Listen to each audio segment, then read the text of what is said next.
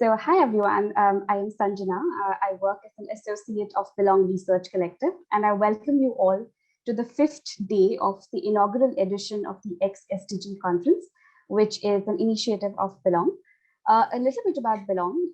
Belong is a social innovation platform that seeks to offer discrimination-free services to people who are otherwise marginalized on the basis of their identities. It could be based on the basis of caste, gender, ethnicity, disability, sexuality, so on and so forth. We run programs for 3 major verticals, and these are called the Research Collective, the Mental Health Collective, and the Literature Collective. You can learn more about these on www.belong.net with a double G. The UnConference is a part of one of our major initiatives at Belong called the xSDG platform, which is a global platform to promote truly intersectional and inclusive development. At xSDG, we have been curating resources in terms of research papers, reports, data sets focused on development through the lens of intersectional identities. You can also check this out at www.xsdg.dev. Now on to the conference. The UnConference is in collaboration with organizations such as Dalberg, JPAL South Asia, and Breakthrough India. And it started on the 18th and will run up to the 31st of August. We have about 18 to 20 panels around understanding how SDG programming and funding can better address the needs of people who face prejudice due to their gender, sexual orientation, race, ethnicity, etc. The UnConference has been featuring and will continue to feature interactive sessions with leading thinkers, doers, funders, and development experts working across various SDG topics, and will seek to shape concrete initiatives that can be implemented going forward. It has brought about really exciting speakers like you who explore different aspects of this topic. Now, before I hand it over, I just also want to quickly introduce Dayoung, who's the moderator for the session. Dayoung co-leads Dalberg's education and employment practice and is the Bombay office director.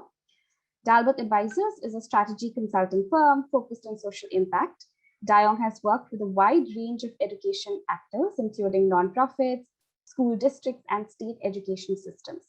She's currently supporting 4 of India's leading education NGOs in serving over 1 lakh students across teacher training, leadership development, EdTech, and education interventions. She's also recently conducted a large-scale study looking at the impacts of COVID-19 on student learning with UNICEF, with a special focus on vulnerable segments of children. Thanks to Dayoung for curating and moderating this session with us. Thanks once again, and over to you. Great. Thank you so much, Sanjana and the Belong team, for having us. Hi, everyone. For those of you who are in India, I know it's a little bit late in the evening, so really appreciate you tuning in at this late hour.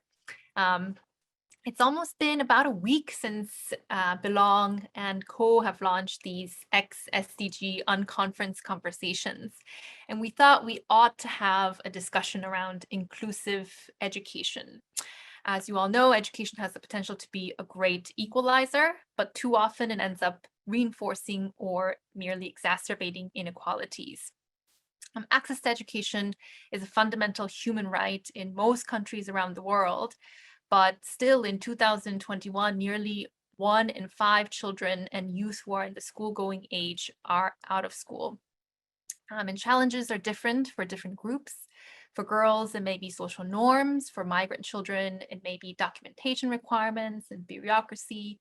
And so for certain groups, the status is much worse. For example, a recent UNHCR report showed that nearly half of children in refugee situations are out of school, and only 3% of them make it to higher education.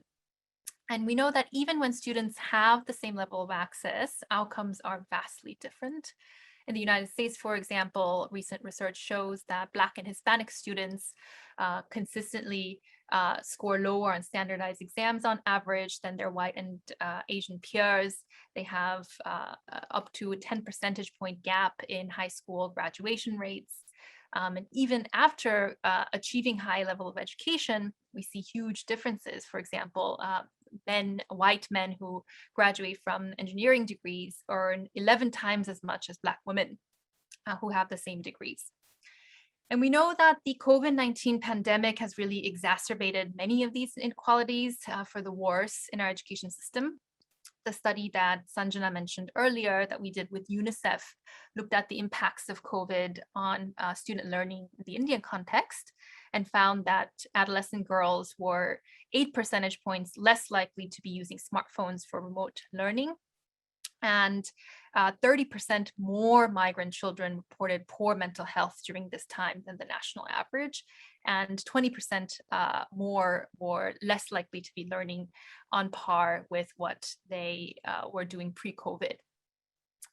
And so in this context, we will be exploring over the next hour or so what drives exclusion and inequalities in education around the world, how to address these issues, what have been some innovations and some failures to learn from, especially in response to the COVID pandemic. And finally, what role different players in the global development ecosystem, such as researchers, practitioners, philanthropies, and governments can play. And I'm really excited to have a very diverse group of leaders in the space of inclusive education to help us understand the challenges and potential solutions from many different perspectives. So first, I'd like to welcome Felicia DeHaney, who is the Director of Program and Strategy at the W.K. Kellogg Foundation in the United States. She supports the foundation efforts to promote thriving children, working families, and equitable communities. And prior to joining the foundation, she was the president and CEO of the National Black Child Development Institute, whose mission is to advance the lives of Black children and their families through education and advocacy. So welcome, Felicia. We are also joined by Shivani Nag, who is an associate professor in the School of Education Studies at Ambedkar University in Delhi. She is an education and language rights activist who focuses on inclusion, experience and participation of young people from marginalized contexts in education. So welcome, Shivani. And we have Shailaja Paik. Shailaja, I think your name is coming up, unfortunately, as Shivani, but maybe that's an error, technical error. I apologize for the audience, but there we go. Thank you so much. Shailaja is an associate professor of history at the University of Cincinnati. She is the author of the book, Dalit Women's Education in Modern India, Double Discrimination, which explores the nexus between caste, class, gender, and pedagogical practices among Dalit or untouchable women in urban India. So welcome everyone, and thank you so much for being here and joining this important conversation. We will get started right away, but just wanted to remind our audience that we're going to have about 40 minutes of moderated discussion, followed by an audience Q&A of about 15 minutes. And so for those of you who are tuning in, there is a Q&A box that you can find at the bottom of your Zoom panel. Feel free to ask any questions as we go along, and we'll make space for that towards the end of our hour. So without further ado, I'd like to start with a broad question to really start to unpack the challenges.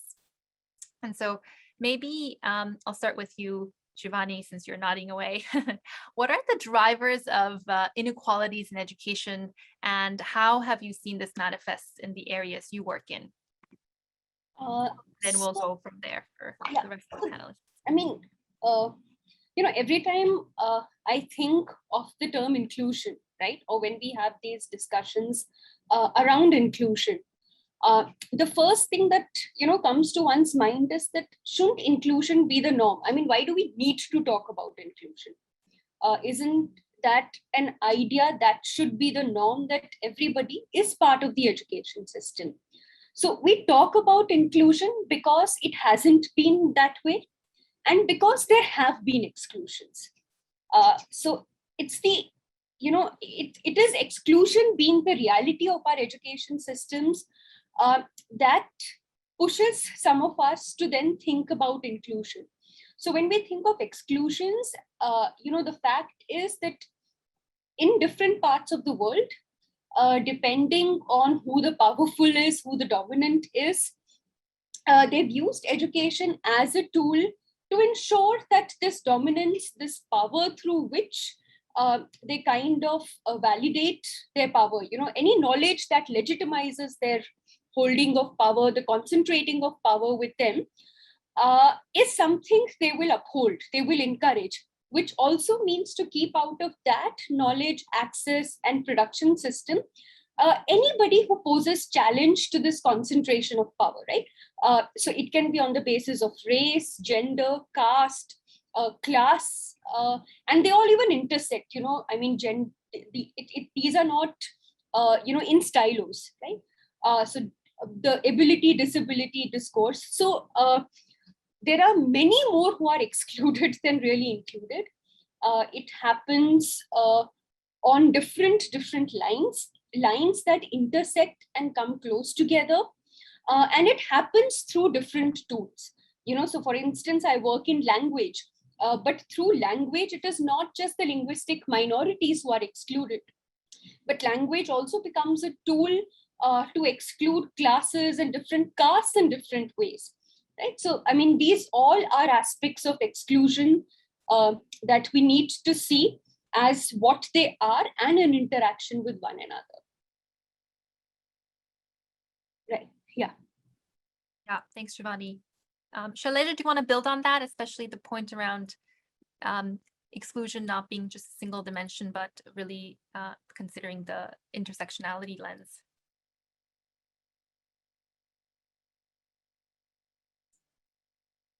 Yeah, definitely. What Shivani started off with, talking about inclusion and exclusion and how we need to really look at them. They are building off of each other. And just looking at my research in education, that is something that I look at when I studied Dalit women in India. So this exclusion, which is based on caste and especially gender. So we clearly see that Dalit women who are in the lowest strata of the society, the kind of barriers that they have to experience because they come from a certain social location where they are considered polluted, and that is why untouchable. And on top of that, we have the gendered category that, because they are Dalits and because they are women, they face a double discrimination. And that is what I try to record historically in my first book. And when it comes, so when we talk about this, I think language is one, but I think I also want to point out other aspects. So in terms of, for example, how these children are treated inside the classroom. And when I'm talking about Dalits, this will also apply to Dalits all over the world. They could be, Blacks or Latino folks in the US, or, other minorities in different parts of the world. So these students, the experiences that these students have in classes, for example, when some women, I have conducted a lot of interviews, and some women told that how teachers discriminated against them in terms of, for example, one teacher said to this Dalit woman that she need not study math. So, or, she need not study physics because, why is this education, what is she going to do with this education? So it's not meant for her. So this is the kind of discouragement that children belonging to marginalized community have to experience in the classroom.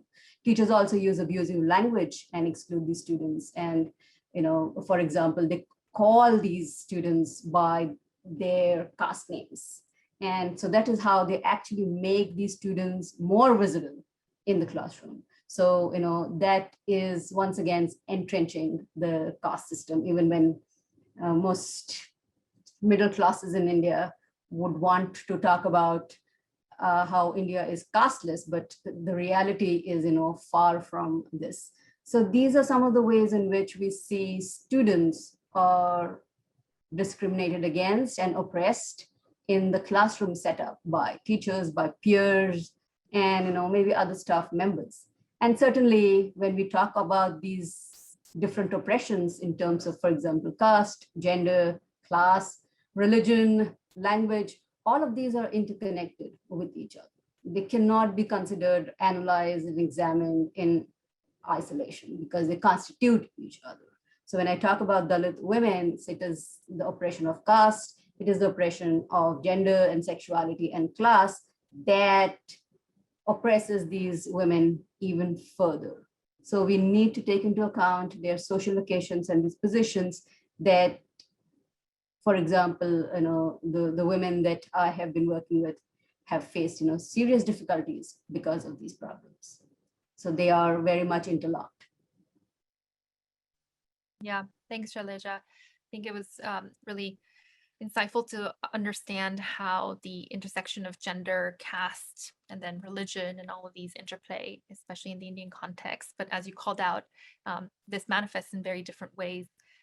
In the US, for example, there's been a huge social and racial justice movement to kind of almost awaken our understanding of these issues, but it's been so entrenched, right?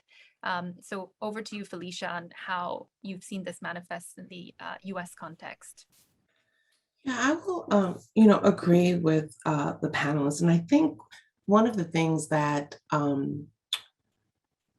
we often don't use is the intentionality of these practices. Like, these are intentional systemic barriers that have been not only our institutions have been built upon, but continue to operate around.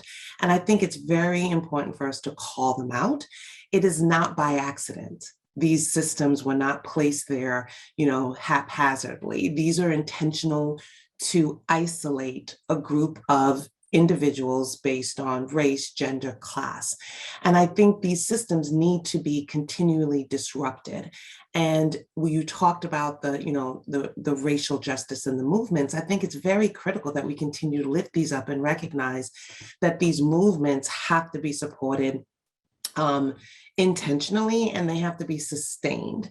And at the Kellogg Foundation, we are a racial equity foundation, and we work with in the early childhood space. And many of these practices start so early in life. I was listening to my panelists, and I know lots of people who would spend millions of dollars to send their child to private school so they can be bilingual, so they can speak more than one language. But when we think about a birthright and the native language of children and families who are intentionally marginalized and put within these systems, we block them from thriving due to having a different language than the power class. So I think those are things that we need to continue to call out, be intentional about, and recognize that they have to be addressed. And at the Kellogg Foundation, we continue to invest in these movements and specifically engage in communities, because as our founder says, our communities have the innate ability to help themselves, and to understand where these communities are and how we can shift that power right back to the community so they can advocate on behalf. I really believe, as a former educator, that most teachers want to do the right thing for children. But when they're within these guardrails of systemic racial practices and institutions, it's often hard for them to shift. And you see that playing out in the US education system. I won't take us off board right now about the history and the true history of dividing specifically Black and brown children, and continue to marginalize them and their families. So at the Kellogg Foundation, again, we invest, we listen, we want communities to thrive, and we don't see children independent of their families and communities. And language is one of those things. When we talk about race, culture is very dynamic, and they're cultural beings. And this is the context that they bring to the classroom. And without respecting those cultural contexts and them as cultural beings, these things will continue to be blockers for them to thrive. So we invest in school systems who want to lift the practice of teachers, supporting them to be more culturally competent, supporting them to look at their policies, look at their systems, look at their practices to ensure that every child comes to the classroom with the supports they need. We also are very intentional about putting racial equity front and center, understanding that marginalized children, their voice is very powerful, but again, shifting that power for them to be that advocate within their community to change the systems and change the practices. So again, I think that this is really, again, I want to go back to what I started. These are intentional. This is just, someone put them in place, right? It was an intentionality. And what's criminal about it is that these practices continue to be sustained, even with all the push in the movement. And, change must happen for us to be a better, not only, domestic, but global society for our children and families. Yeah, thanks, Felicia. And I'll definitely get back to you on some of Kellogg Foundation's work and some of the innovations you've seen. But before we move on, I think almost every one of you touched on this aspect or lever of language. And so we have a language rights activist here. So a question for Shivani. We all know that language is such a critical part of our cultural identity. And yet, especially, in a country like India, and I imagine it's the same in many countries, there is a huge market demand for mainstream languages like English, right? Even parents demand that kind of education. So how do you balance this need to preserve culture and respect linguistic diversity with the demand for learning mainstream languages? Sorry, was on mute. Yeah. See, one to begin with, the question of language is more, preserving cultures, preserving linguistic diversity is an important aspect of, including more and more languages in our education system. But the whole need to bring as many languages in our education system goes beyond just preserving linguistic diversities and cultures of people. Language has a very, very dynamic, mutually constitutive relationship with mind and culture. We can't have a thought without using language. At most, we can have some, maybe a tune that comes to our mind, a vision, an image that comes to our mind. But the moment you want to process that thought further, you would need the tools of language, right?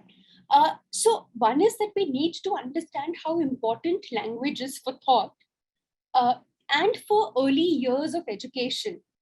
If we are going to privilege some children's language over others, we are also fundamentally interfering in how the concept building happens, right? So, we all agree that children do not walk into classrooms as blank states. But the moment the language in which they are experiencing their everyday world is pushed out of the classroom, we do end up reducing them to blank states then, right? So there, the language question becomes important. Also, language has an epistemic connection with knowledge. I remember a very, very poignant excerpt from one of the writings of Shailaja, a scholar who's been working on the rights of oppressed for very long, where he said that most people would assume Telugu was my mother tongue. But when I went into a classroom, a classical text in Telugu or in English would appear very similar to me. So the language of the class is not just the mainstream language. It's also a Sanskritized or a certain version of the mainstream language, which is further exclusionary. And that has played a role in, who will get to formulate questions, whose thoughts we will allow to develop to an extent that they can get certain degrees, and whose engagement with knowledge, we will encourage so that they can challenge the existing theories that we have, right? So the language question then becomes far more important. And, across, we need to understand that, not that linguistic rights are preserved everywhere in the world.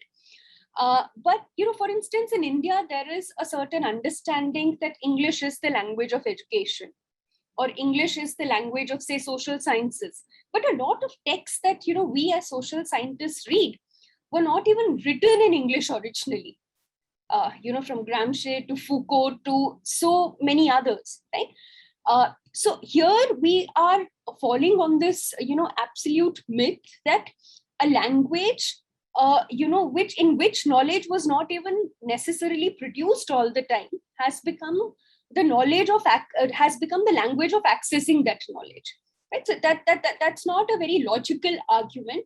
And of course, languages, unless and until they become the voices of the oppressed, they will also remain sites of violence.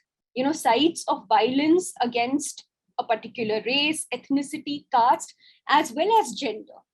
I mean, my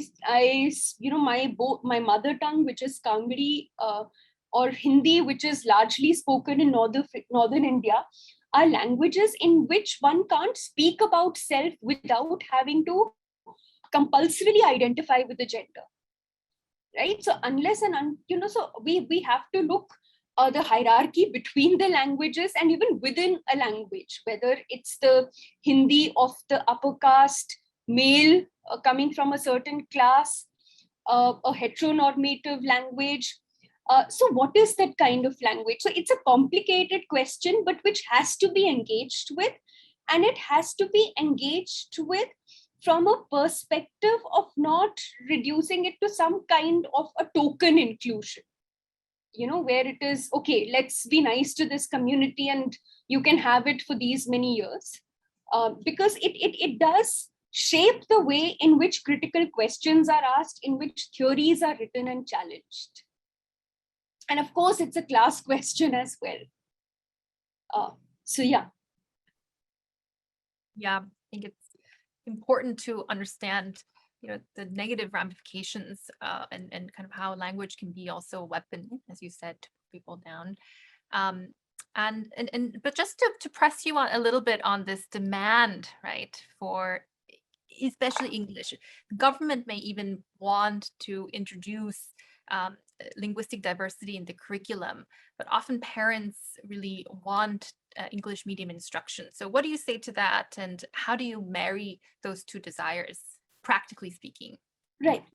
See, I mean, it would amount to being an ostrich if I didn't recognize that, there is a certain demand of English, or, the status of English in this globalized world.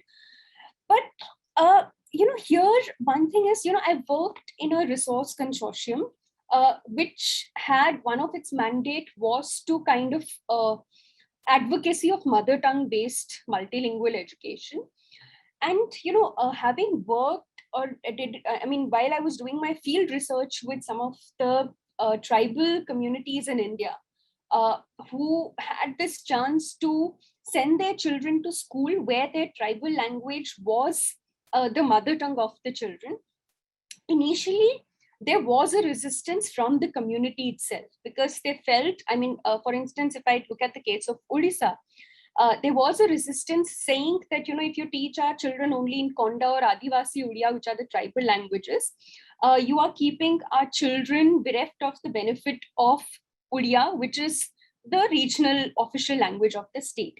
Now, one is, when we talk about bringing in mother tongue, it doesn't have to be at the cost of other languages. It's possible for languages to coexist in our school systems also, right? But the thing is, why should the burden of being multilingual only be on the oppressed, right? So, I usually do a linguistic survey in my master's course with my master's course students, and it's so convenient. Usually in India, you will not find monolinguals.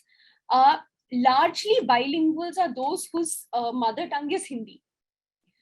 Trilinguals are those whose mother tongue is not Hindi, but a dominant regional language. So they would know Bangla, Hindi, and English.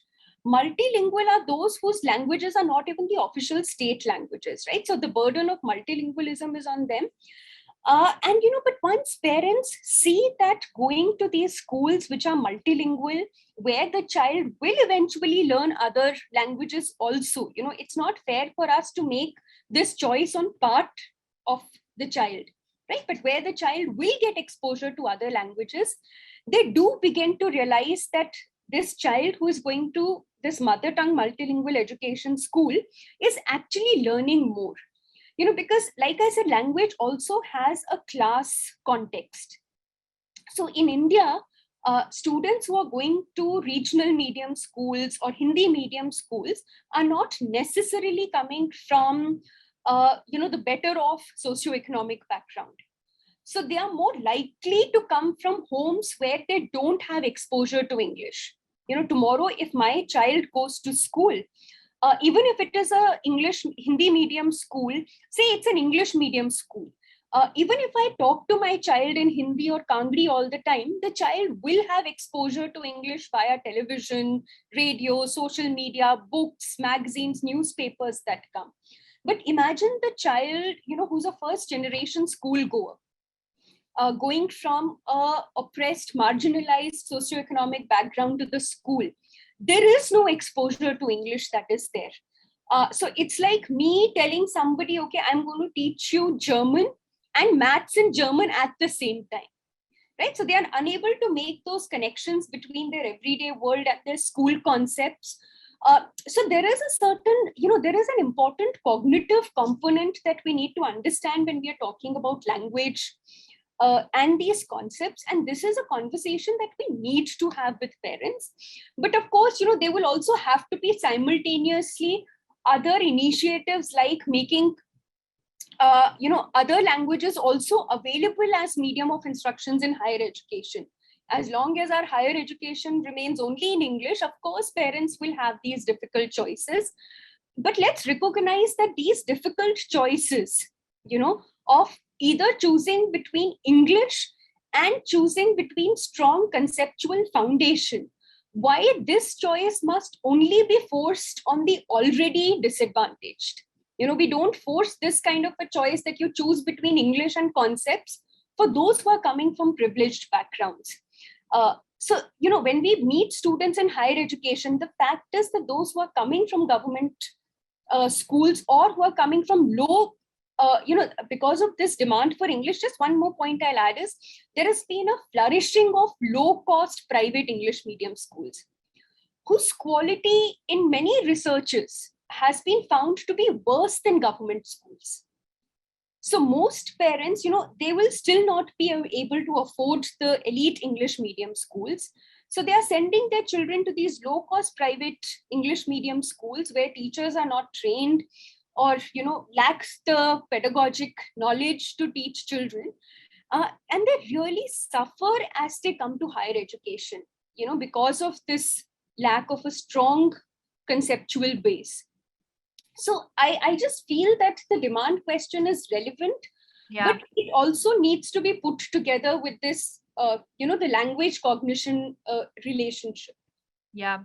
Yeah, it's a great point. Thanks for elaborating on that, Shivani. And you shared so many, I guess, advice on how to bring in multilingual education, ensuring that parents are also brought in with the awareness around what are the losses, right, conceptually, by choosing English medium only, for example, and also ensuring that the downstream, like higher education, maybe even workplaces, also need to embrace linguistic diversity for there to be incentives that are all aligned, I think are really great sort of potential approaches to this.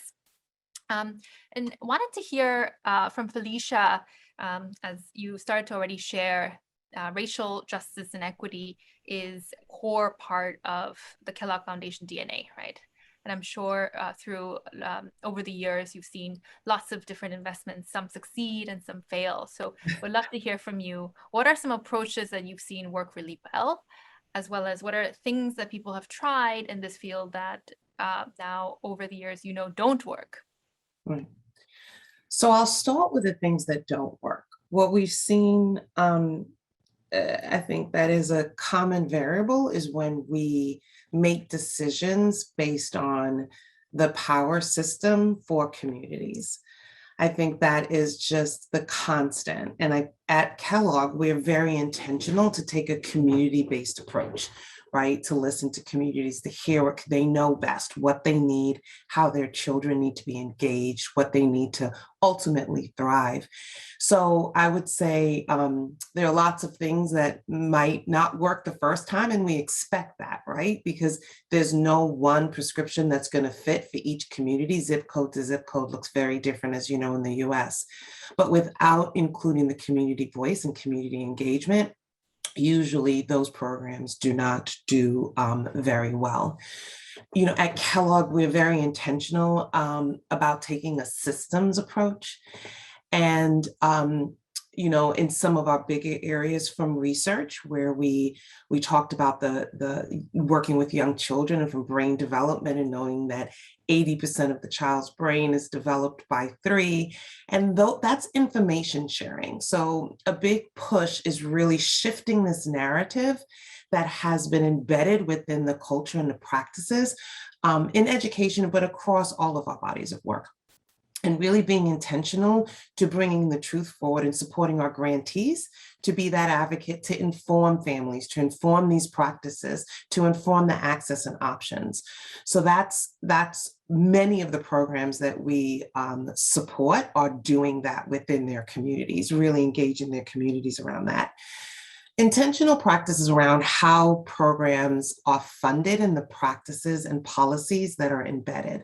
So we have many states that really are intentional about looking, there's a cost to education. And we know globally, when we talked about those that are intentionally marginalized, and you know, I like to use the word those intentionally placed at risk. These children are not at risk. No, we've placed them at risk by these intentional separation in the US, whether it's redlining on income or housing, these practices that really begin to elevate and use the research to show data on how this ultimately impacts.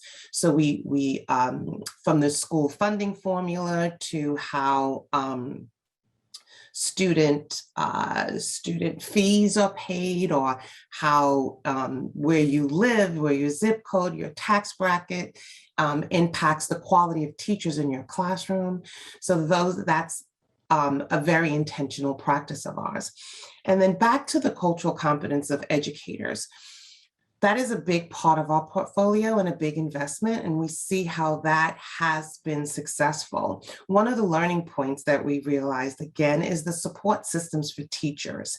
And we have broadened our investment and intentional support for leadership.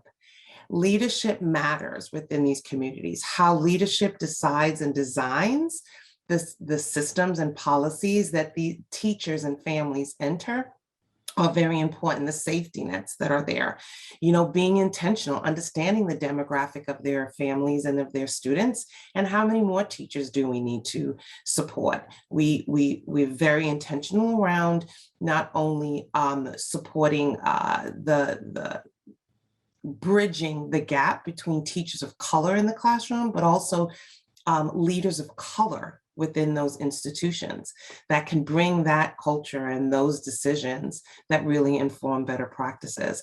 And then earlier it was mentioned institutions. I think you're right, like and there are many great universities, but many of from the textbooks to what's being taught is not the reality of the current demographics and needs in communities in the United States. So are the teachers being trained and prepared to enter a diverse and global context in their classroom? So we partner with a lot of universities to really embed the curriculum and opportunities for teachers to reach that, to open, right, to broaden their lens on how to bring those practices back to families. And then, of course, in early childhood, we're very intentional about not only access, but back to the quality. Like, we know that 2 days in a high quality program outweighs 5 days in a poor quality program.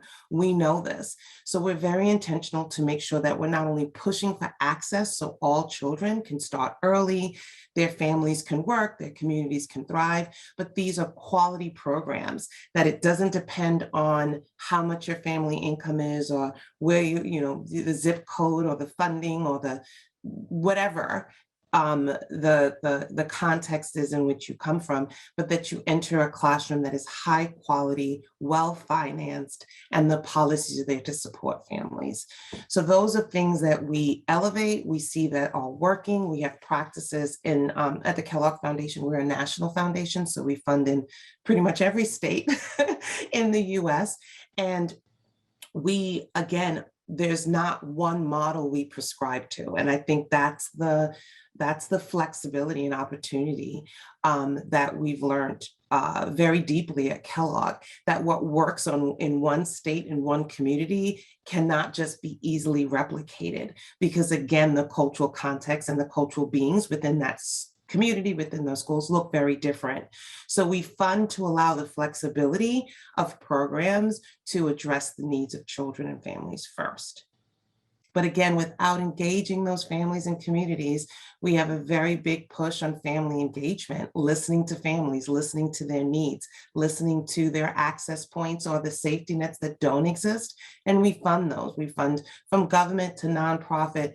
We understand that is a bigger partnership around this work, that children are healthy, happy, and can thrive. Yeah, thanks, Felicia, for bringing to light the importance of really bringing in the community voice and engaging the communities, not just as recipients of programming, but as really the origins and those who can actually solution, right, what they want to see and need to see. Passing it over to you, Shailaja, as a researcher and historian, also wanted to ask who are focused on some of the toughest and most marginalized communities. What are some of the best practices that you've seen in bringing out these voices of those who are least heard? And are there any big research or learning agendas that you feel like we need to focus on to advance our understanding of how these issues affect different communities and what might be solutions to support them better?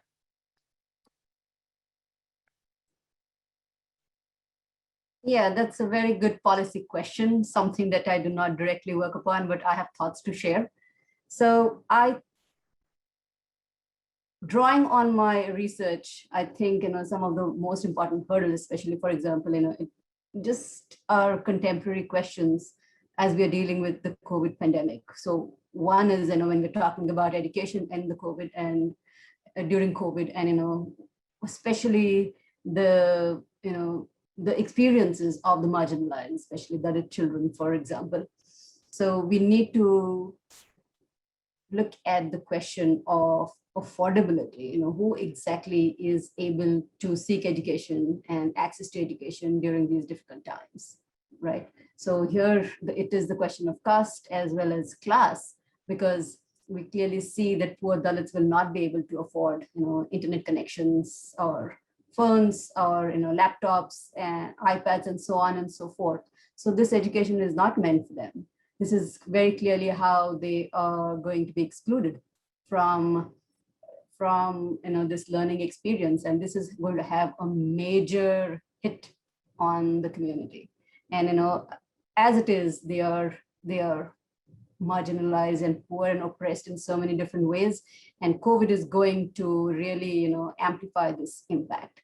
So this is a big policy work that is required here as to how is the government and how are other state agencies and nonprofit organizations also, how are they going to help this exclusion of marginalized communities inside in education, for example.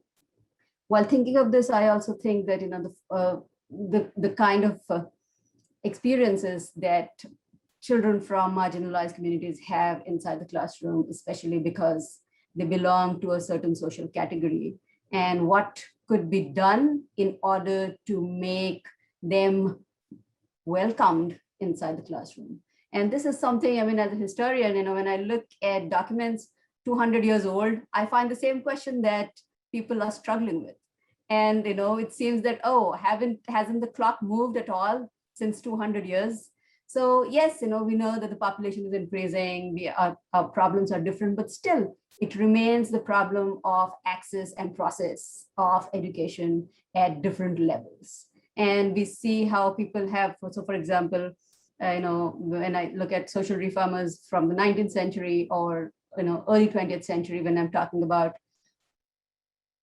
these are leaders, most people are most familiar with, for example, Dr. B.R. Ambedkar or Jyotirao Phule. These are revolutionary men, and Savitribai Phule, this revolutionary woman who opened schools for women and untouchables. So what they were trying to do, I mean, we see that problems are even more severe today on these lines.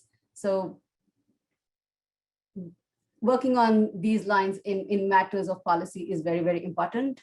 Also in terms of curriculum, I think, it has changed, but we need to see more of this in terms of how the curriculum can be made more inclusive and talk to the marginalized. So for example, only recently we have some Dalit literature that is included at school or maybe university level curriculum, but still, we do not have a deeper engagement. So it's just started. So I think that, so more work needs to be done on those lines.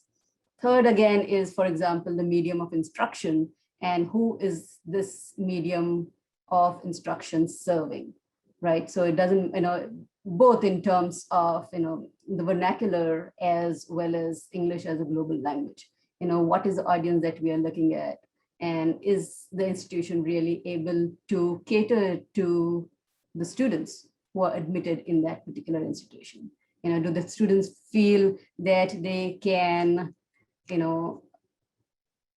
access the teacher or the staff members or interact with their peers? And what kind of support can the institution provide them on different lines? I mean, socially, educationally, in terms of language or other kind of skills that they may need in order to succeed at the institution. So these are some of the things I think that would be very, very important in terms of larger questions of data and policy making. But while we are doing this, and this is exactly, this is what is coming from my research, we get these numbers and graphs that institutions or the state puts together showing us the recent trends, however the problem is, we need to also balance this out with in-depth qualitative investigation, because it's very easy to say, oh, we have 60%, 65% of illiteracy, but why do we have these numbers? What is causing the problem? So we need a deeper investigation as to how can we identify the problems that are causing this kind of marginalization. So I would say balancing both and connecting both kinds of researchers would be the most significant way to move forward on this. Yeah, thanks, Shailaja. You brought up COVID, which we haven't really discussed much, but we are short on time. So maybe one final question for you, Shivani, as we move to the audience Q&A. From your work as a professor and understanding how marginalized children are being left out, how has COVID really affected these groups differently?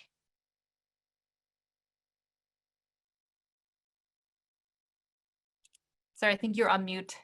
Sorry. Yeah. One, as Professor Shailaja pointed out, that we need to, numbers are important, but we need to go beyond the numbers to also try and understand the experience, right? The numbers show only one side of the picture. Even when we can see that there is a digital divide, and who is able to access the online classes, who's not able to access the online classes. That's one part of it. The other is also, even amongst those who do have the access to online, how has the classroom space, transformed? And to whose advantage has it transformed? when students are engaging from their home settings, which if you think in terms of the marginalized communities, are not the most comfortable of home settings, where they'll have a room of their own, where they can share their thoughts freely. If we think that the society is feudal and is casteist and is patriarchal, then all of these hierarchies, right, begin reflecting from home. Your community, your neighborhood, your home forms the first point where you get to experience it. So as we see that the classes and the learning shifts online, and this I feel for both school as well as higher education, that the kind of dialogues which were earlier possible and was so necessary to be able to challenge some of these hierarchies and divisions, to be able to transcend some of these divisions, has become so much more challenging. It's not just about what a student coming, say, from a marginalized community, be it, a Dalit student, or a student from a religious minority, or lower socioeconomic background coming to the class. It's not, the classroom space is not just about what they have to gain from it. It's as much as about them being able to articulate their experience, reclaim their voices, voice that, and it is in those interactions that not only can oppression be voiced, but we create conditions for privileges also to be recognized.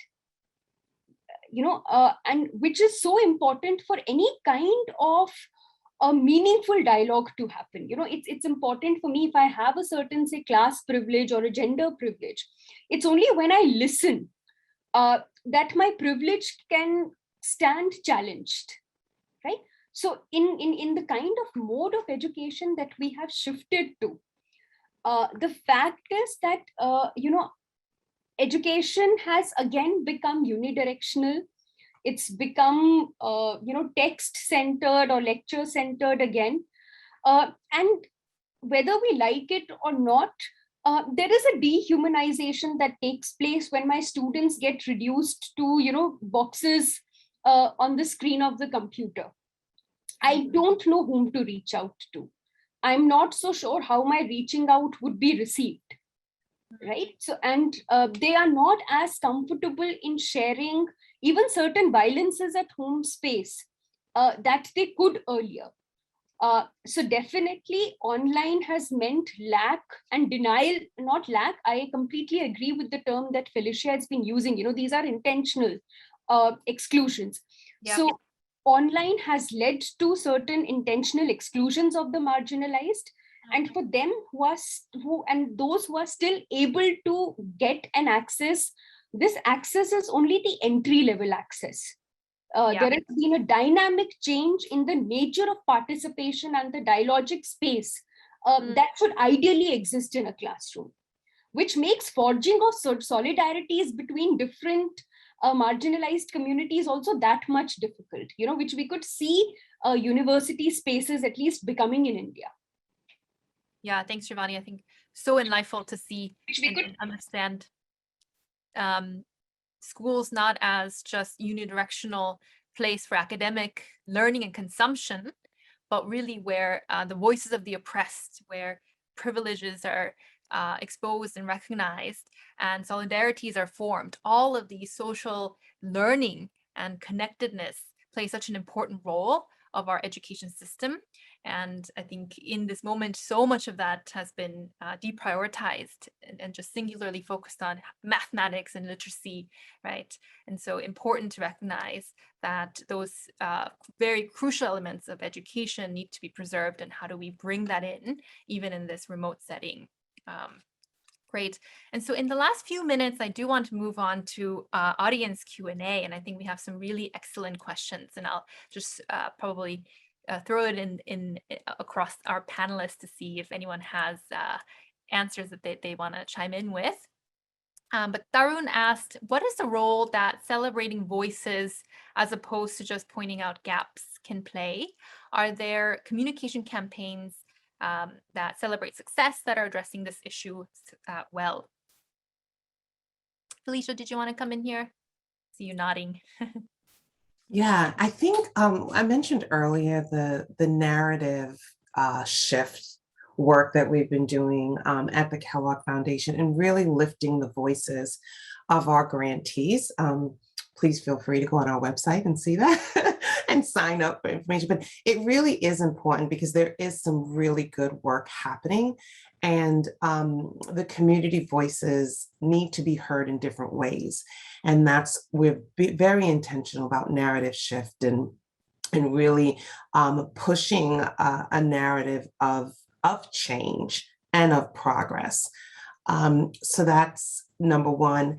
And I think one of the things that we continue to lift is that there is so much promise. We're really learning from the engagement of advocacy of young people. I think about just the voices and the advocacy and the tenacious. I mean, they're different. I will admit, at 15, I wasn't out there.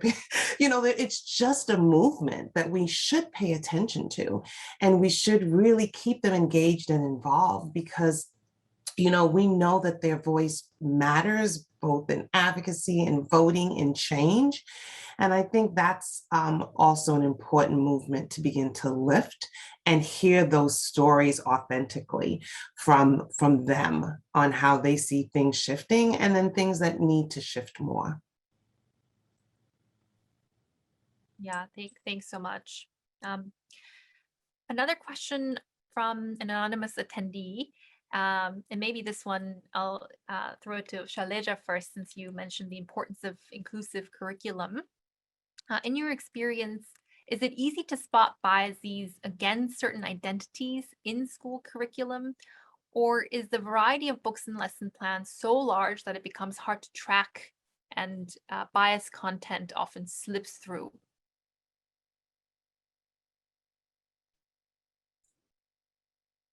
Well, the content and the curriculum could be very vast. However, here once again, and I want to really reinforce the intentional aspect that Felicia was mentioning, especially as we deal with marginalized communities. In order to make education, knowledge and learning seeking more inclusive, we have to be intentional in including these stories inside a curriculum. So the curriculum, could, for example, there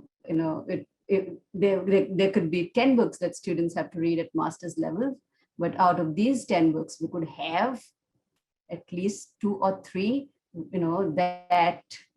that bring in the marginalized voice, be it of women, be it of Black women, Dalit women, or trans folks, to make this curriculum diverse and, the best inclusive experience, diverse experience, welcoming experience that we can have for a variety of people.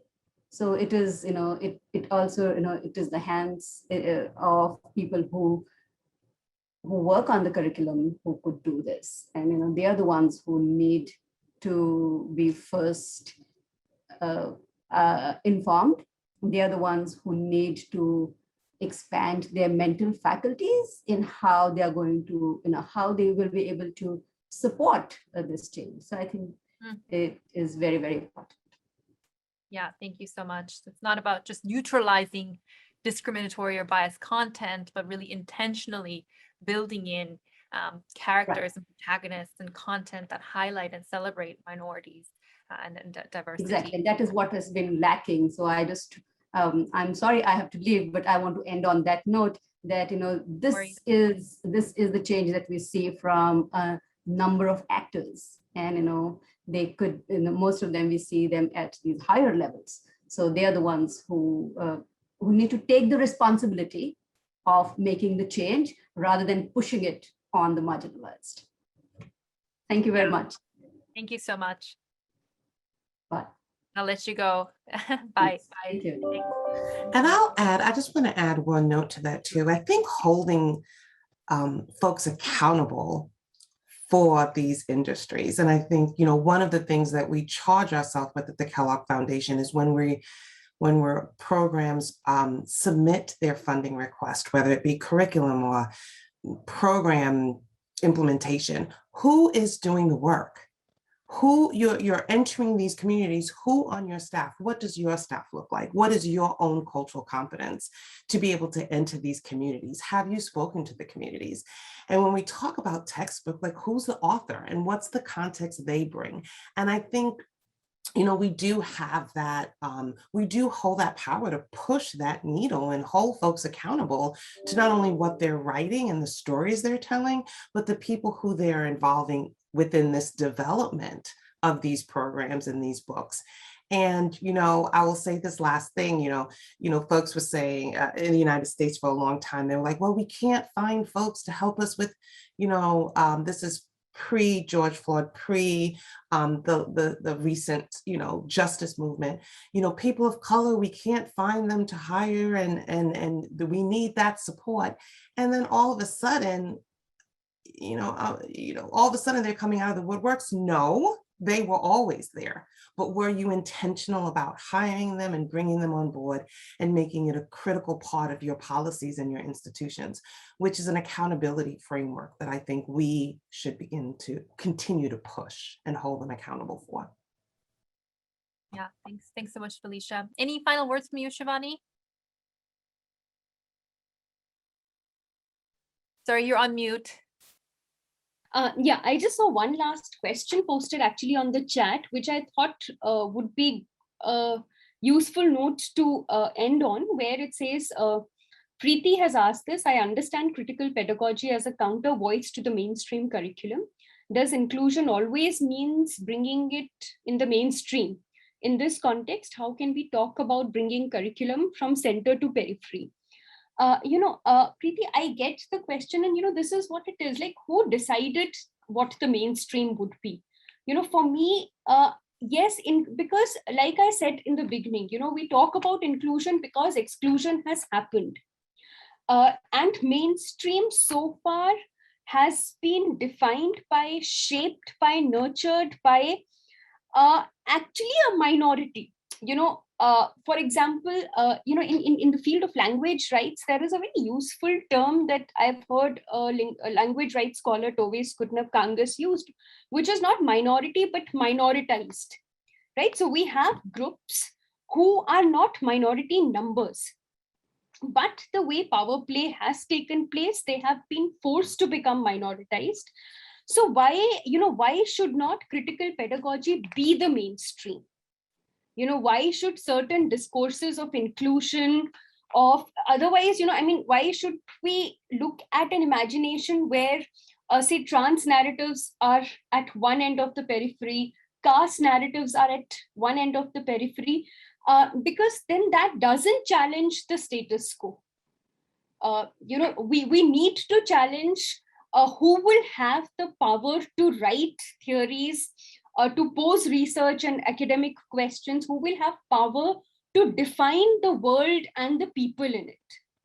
And in that, it does become that all groups that have been systematically, intentionally discriminated and pushed towards the margins reclaim their place at the center. Otherwise, I'm afraid of things becoming tokenistic. Yeah. And the people at the center need to realize it's not theirs by right. The center is not, they have not inherited the center. It's not their rightful place. So in that discourse, I do feel it's important for discourse on exclusions and inclusion to be mainstreamed, because everybody should have an equal right to the center. Only if that happens can we imagine a circle in which, the relationship between the center and the periphery is not static. It's fluid. Depending on our interests, people keep moving from center to the boundary, and there is no systematic structures that prevent somebody from entering close to the center and somebody from moving close, towards moving close to the periphery. It will be more an individual choice. Somewhere I would want to be at the center, somewhere I would want to be at the periphery, but the system will not decide it for me. I'll have the option to choose. Yeah, so that's what I thought I would want to conclude by. Yeah, no, thank you so much, Shivani. I think you just brought home the very nature of how these power dynamics are set up and get exacerbated. And I think it was an important reminder to challenge who's in power, who's writing the theories and our textbooks, and make sure that individuals have that choice to be at the center or at the periphery. And so I'm mindful of time. I think this was such a fascinating discussion, and apologies for going a little bit over, but really, really sincere thanks to Felicia, Shivani, Shailaja, who had to already leave, but for really in a short period of time, allowing us to go really deep and in a nuanced way, understand how inequalities really manifest in our education systems, and get really practical also around how we might design solutions, whether it's policy or programming. So thank you so much for being a part of this conversation, and thanks to all of our audience members for joining in. Thanks so much. Thanks, Dayoung. I'm sorry, before we drop off, I just want to make a couple of announcements. First of all, thank you so much, Dayoung, for moderating the discussion, and to all our panelists for being so supportive and participating in such a rich conversation.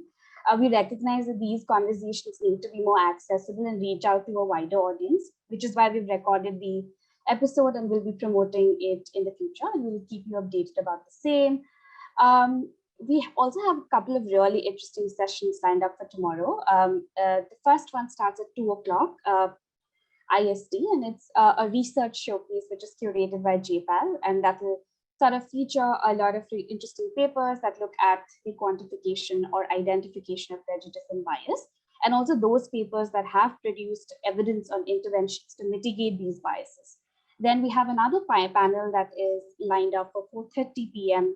IST, and it's around global WASH programs and how do we really make these programs inclusive. The panel will focus on structural reasons behind inequitable access to WASH programs and deciding the way forward. So if you're interested, please do join us. And lastly, we also have a very interesting announcement. We have launched an app called Another, which is a short format literary content mobile app that focuses on diversity and inclusion, especially for South Asian audience. And it is now live on Google Play Store in case you're interested to sort of check it out. So thank you once again. This was wonderful. And I hope to see you all tomorrow. Thank you.